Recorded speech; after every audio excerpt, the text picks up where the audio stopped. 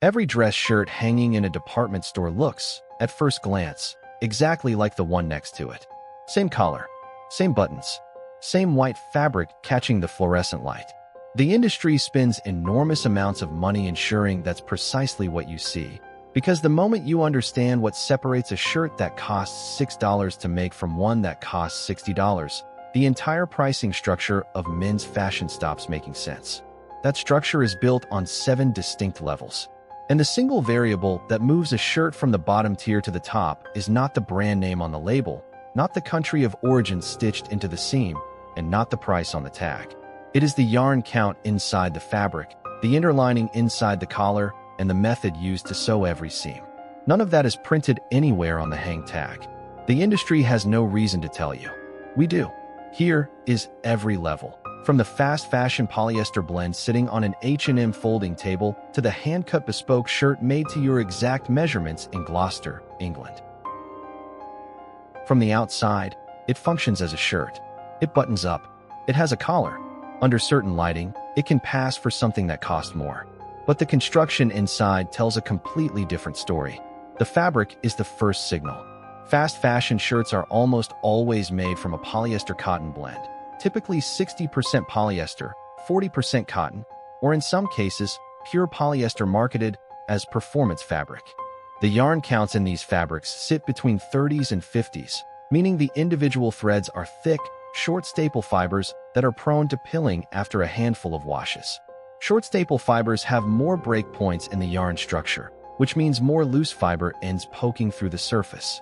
That surface roughness is what you feel when a cheap shirt starts looking dull and worn after 3 months of regular use. The collars use fusible interlining, a thermoplastic adhesive layer pressed onto the outer fabric with heat. It creates a stiff, structured collar shape in the showroom. After 8 to 12 washes, that bond begins to break down. The collar bubbles. The tips curl upward. The stiffness migrates in patches. There is no repair for this. The shirt is designed to fail. Seam construction is double needle stitching, 2 needles running parallel, creating 2 visible rows of thread on the outside.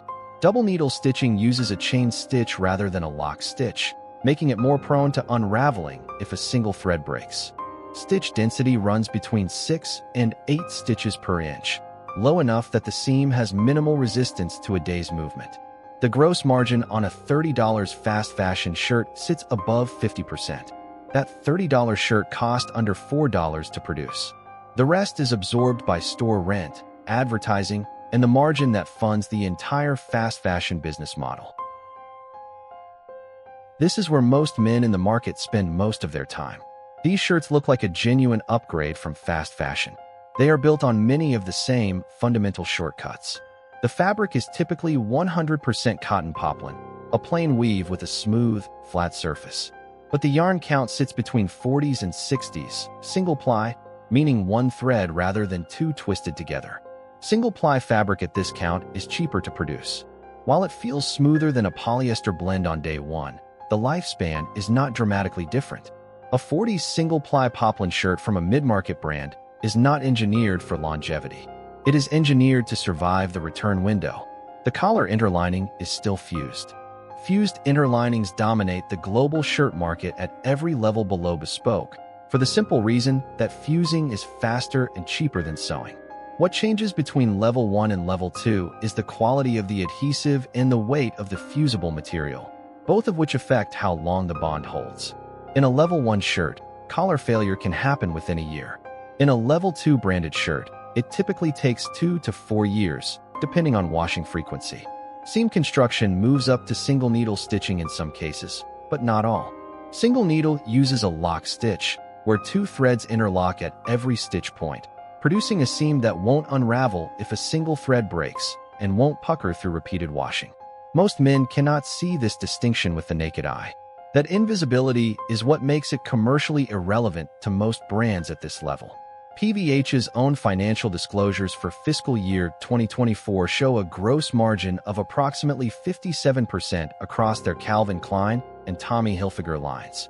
A shirt retailing at $90 carries a cost of goods somewhere in the range of $12 to $15. The remaining $75 funds licensing operations, wholesale infrastructure, and a marketing apparatus running into the hundreds of millions annually. The meaningful difference from level 2 is not primarily in the construction, though construction does improve. It is in what is disclosed to the buyer. A Charles Turwitt product page lists the fiber content, the thread count, and in many cases, the weave. That level of disclosure is nearly absent at the PVH tier. When a brand publishes that a shirt is made from 100% cotton poplin at 100s 2-ply, that number carries specific meaning. 100s 2-ply means 2 yarns, each spun to a 100s fineness, twisted together to form a single thread. That thread is finer, stronger, and smoother than a 60s single-ply thread. The resulting fabric feels noticeably different, has better resistance to abrasion, and holds its surface appearance across more wash cycles. At this level, collar interlining is still typically fused, but some construction uses what is called a floating interlining rather than a fully bonded one. A floating interlining is stitched around its outer edges but left unattached in the center, which means it moves independently of the outer fabric rather than being rigidly glued to it. That independence allows the collar to develop a softer, more natural roll over time, rather than the flat, mechanical stiffness of a fully fused collar. Seam construction is almost universally single needle. Stitch density moves up to between 12 and 16 stitches per inch, meaningfully tighter than the 8 stitches common in level 2. At 16 stitches per inch, the seam distributes stress more evenly and resists both unraveling and puckering. Shirts at this level typically carry a markup of 2 to 3 times the production cost, compared to 5 to 8 times at the PVH level. The value proposition is more honest.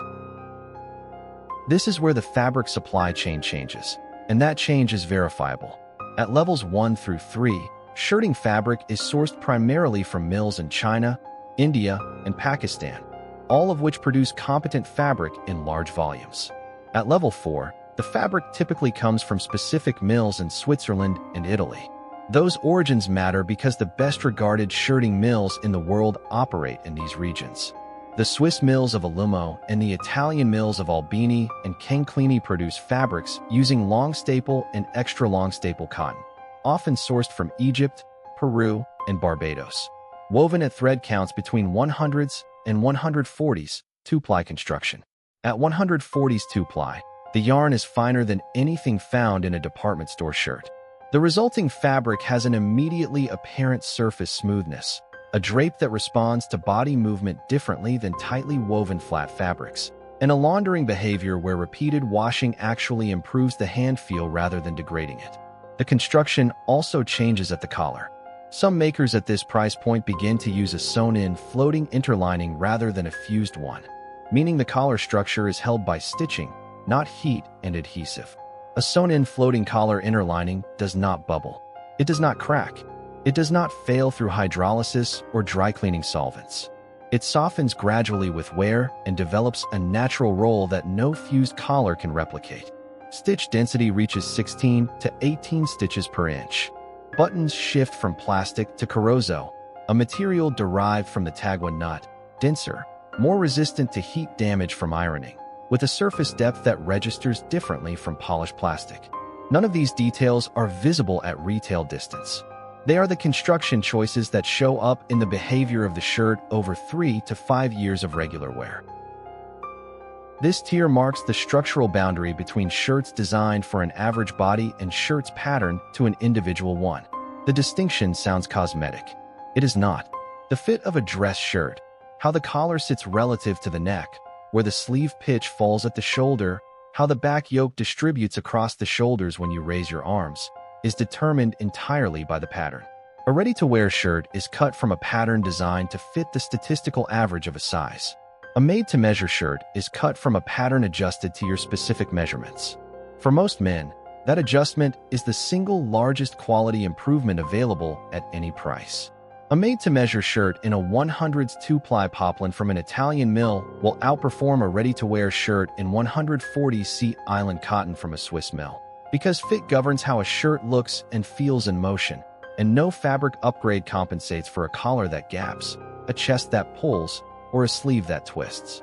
Brands operating in this space publish a full bill of materials for every fabric: mill name, thread count, weave, and cotton origin. That transparency is intentional. It is a signal of confidence in the product. Made-to-measure shirts at this tier typically use sewn-in floating interlinings as the default rather than the exception, because production volumes are lower and the labor cost per unit is already higher.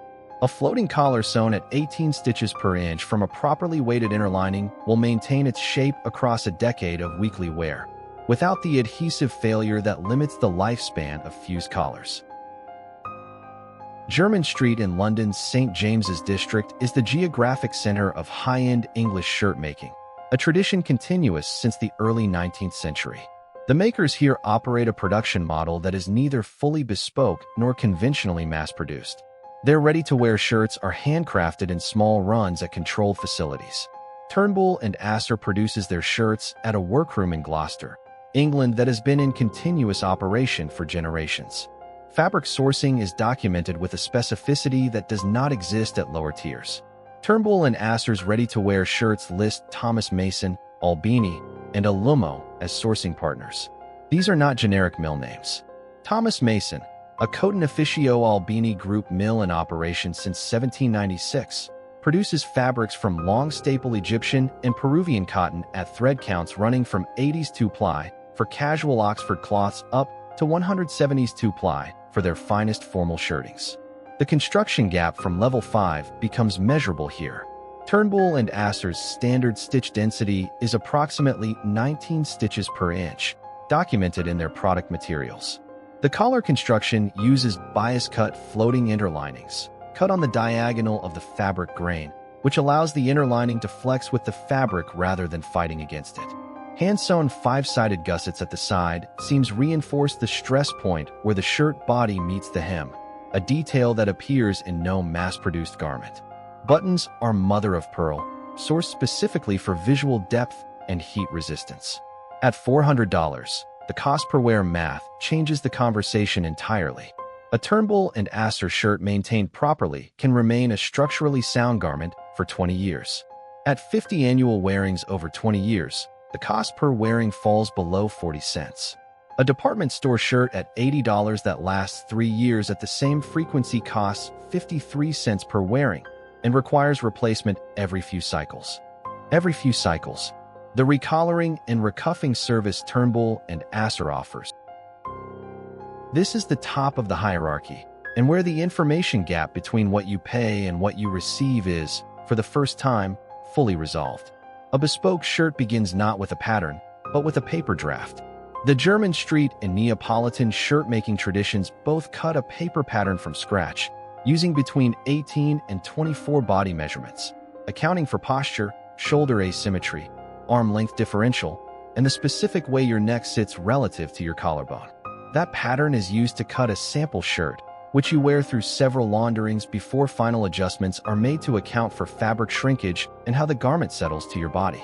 Only then is the permanent pattern created. The fabric at this level comes from the upper end of the mill hierarchy. Sea Island cotton, grown on a small number of certified farms in Barbados and Jamaica, represents the finest natural cotton commercially available. Its fibers exceed 2 inches in staple length, approximately 40% longer than standard Egyptian cotton. That additional fiber length means fewer breakpoints in the yarn, a smoother surface with fewer loose fiber ends, and a laundering behavior where the fabric becomes softer over time rather than degrading. Turnbull and Asser's bespoke program, starting at $545 per shirt, with a minimum order of 4 shirts, uses this cotton for formal shirtings at thread counts between 140s and 200s 2-ply. The resulting fabric, woven by mills like Alumo in Switzerland at controlled speeds to prevent yarn stress, has a surface that cannot be distinguished from very fine silk by touch alone. The collar interlining in a fully bespoke shirt is always sewn in floating, never fused. In some Neapolitan bespoke traditions, the interlining is cut on the bias and hand-stitched with a running stitch at densities exceeding 20 stitches per inch. The hand stitching allows the interlining to conform exactly to the shape of the collar as it was cut, something a machine running at uniform speed and tension cannot replicate. The collar roll that develops over months of wear on a bespoke shirt is a 3-dimensional shape that has been documented in the shirting literature as impossible to produce through fusing. It is produced entirely by the combination of a properly weighted floating interlining and repeated contact with the wearer's neck. Every element of the bespoke shirt that adds cost is a construction choice that adds measurable longevity or fit precision. The pricing reflects labor, materials, and the time required to draft, sample, adjust, and produce a garment designed to perform across decades. Across all 7 levels, one pattern holds. The pricing structure of men's shirts does not run parallel to the construction hierarchy. A $60 branded shirt with a fused collar, single-ply 40s cotton, and double needle seams is sometimes priced above a made-to-measure shirt in 120s 2-ply from an Italian mill. The gap between price and construction quality is not random. It is the result of a market that charges for brand recognition rather than material inputs, and that profits from the fact that most buyers have no mechanism to look inside the collar and identify what holds it together. The collar interlining type is disclosed by approximately 0 major retail brands in their marketing materials. Thread count is disclosed selectively, only where it serves the brand's narrative, and only when the number is high enough to justify a premium. Mill origin is disclosed almost exclusively by brands operating above level 4. Men who would never buy a suit with a fused canvas if they understood what that meant are buying fused collar shirts every season, without knowing the collar construction method has a name, let alone that it determines how long the collar holds its shape. That is not a consumer failure. It is a market structure built to preserve information asymmetry. Free test you can do in any store right now. The collar test: press your thumb and forefinger on the collar edge and move them in opposite directions. If the layers slide against each other independently, the collar has a floating interlining. If they move as one rigid sheet, the collar is fused. The seam test: look at the inside seam of the shirt body. A single needle seam shows one row of fine stitching on the outside and a flat felled hem on the inside. A double needle seam shows 2 parallel rows visible from the outside. The thread count check: look for a thread count number on the product page. If it is not listed, that absence is itself information. Brands that source from premium mills publish the number because it supports the price. Brands that source from volume mills do not publish it because it does not. The hierarchy exists in every shirt on every rack. It is simply not designed to be visible. Now you know where to look.